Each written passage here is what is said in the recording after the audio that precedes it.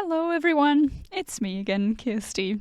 I'm back again from my holiday, which is why I think my hands are a little more tanned than they usually are. So that's sweet. I hope you're all doing good, and in this video I will be setting up my bullet journal for September. My theme for this month is Eucalyptus, and I had lots of fun using my watercolors again, and I will try and just walk you through the process of what I did for this month's setup. So basically I did more or less the same design of Eucalyptus on every single page. So for all of the pages I just did different branches and not more than one branch on each page, so it's not too overwhelming or a whole bouquet of eucalyptus. It's just really simple. And yeah, so the main thing that I can tell you about how to draw eucalyptus is to try and keep all of the separate leaves as rounded as you possibly can, and I just added some little angles here and there so they're not complete circles, so that they have some sort of leafy shape to them as well. But mainly you want to keep them very, very round and circular.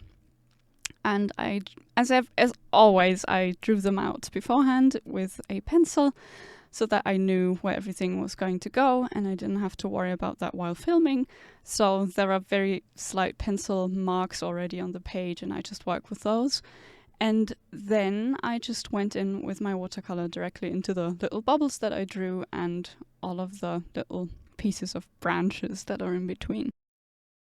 Another aspect that I find is important for when you want to draw eucalyptus is that you pick a color that is very bluish.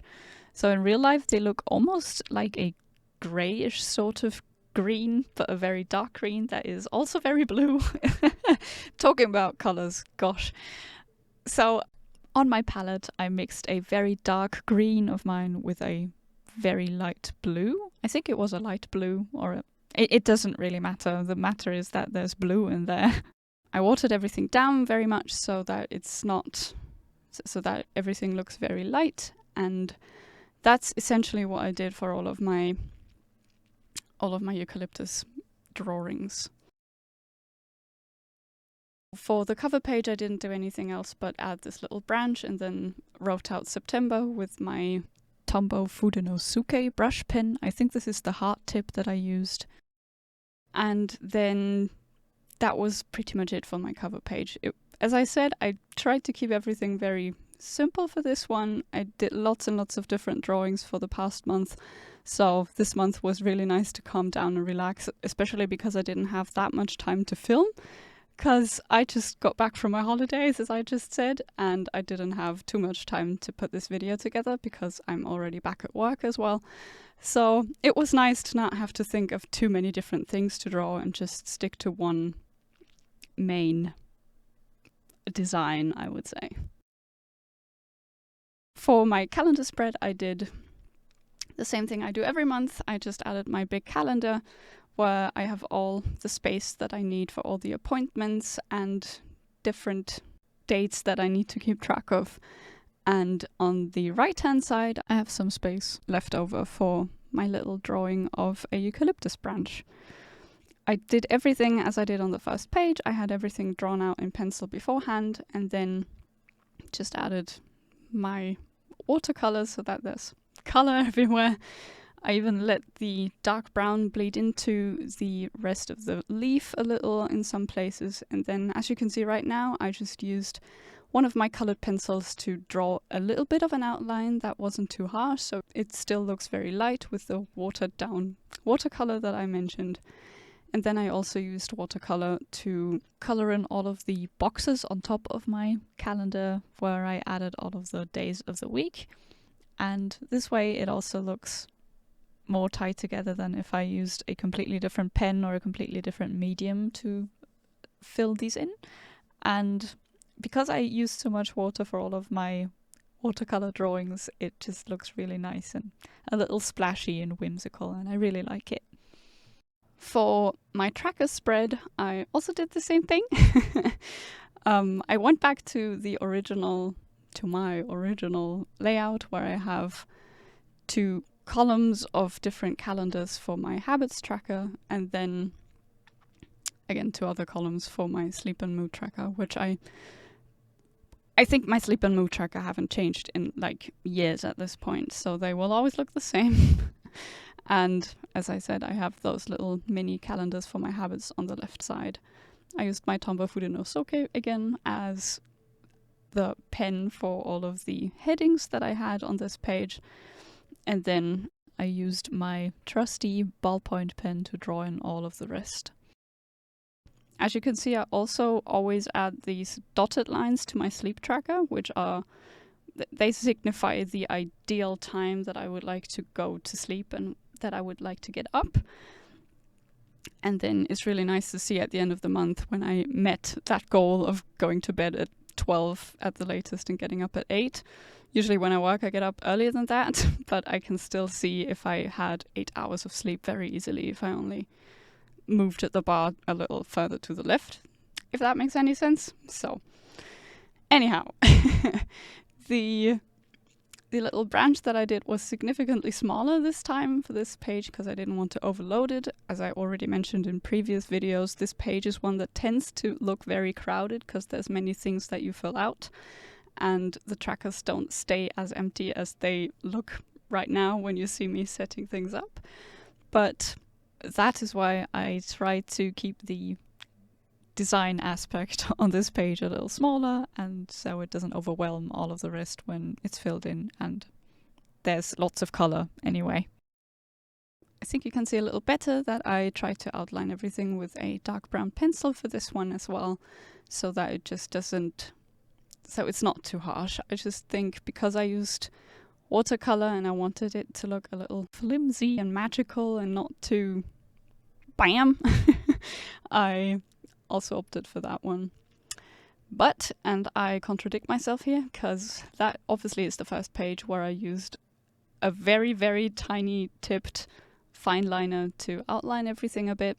And for the reasons that I just gave, that is why I took a very small fineliner and not a fat one, so it's not very bold, but it still looks whimsical and sweet.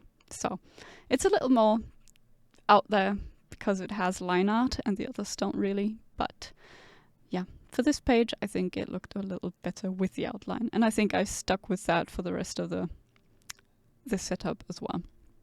Next up is my notes page. As per usual, I decided to put the title on the side this time. I don't know how to explain this properly right now, but you can see what I'm doing. And then because I like the look of having my brain dump, which is essentially what this spread is, to be as open as I possibly can and to have all the space that I need to write down lists or whatever during the month in the middle, I just really love adding borders to my notes pages because it still ties in together with the theme that I'm doing, but also it doesn't take away all the space that I need in the middle. So for this spread I also did a border, and as part of the border I did 2 little branches of eucalyptus on each side. So there's one on the left, as you can see right now, next to the notes title, and then I'll draw another one on the right. And I did the exact same thing again. I had everything drawn out in pencil beforehand. I went in with my watercolor to add color, and then as soon as everything had dried, which is like at the snap of a finger in this video, but in real time took quite a while longer. So what I was saying is that as soon as it's dried, you can go in with whatever fineliner you want to and add a little bit of line art, which I did again for this spread. I didn't go in with the colored pencil as I did for the other spreads, but I went in with a little fineliner. Don't know why I switched that in the middle of the video, but I just like the look of it, I guess. The tiny fineliner that I keep mentioning, by the way, is a Micron in the size 0.05, which I guess is 0.005 millimeters. I don't know if that's correct, but it's just really tiny. For my weeklies, I went back to doing weeklies, in fact, so I have a spread that I set up for every week in the upcoming month, and I set up the first one for this video already, as I always do. And I went back to my favorite layout where I just have a little column on the left side with the number of the week, a little calendar to tell me where in the month we are, then a little section for overall tasks that I need to get done at some point during the week and things that come to my mind that I have to do the week after that. I think I wrote that out in German. Oh gosh, there's such a difference between when I use German and when I use English. It's really just without any rhyme or reason. But yeah, the section that you saw me add to the bottom of the right column is a next week section where I add all the tasks that come to my mind that I know I need to get done at some point next week, but I don't have the weekly set up for them just yet. So it's just nice to know there is still something that I don't want to forget. And on the right side of this page, next to the Eucalyptus branch in the middle, I added my little sections for each day of the week where I can write down each task that is dedicated to a specific day.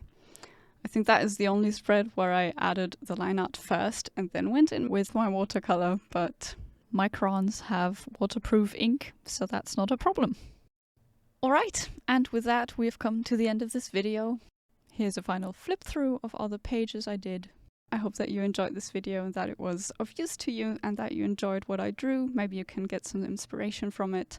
I hope to see you in my next video and thank you so much for watching. Bye bye!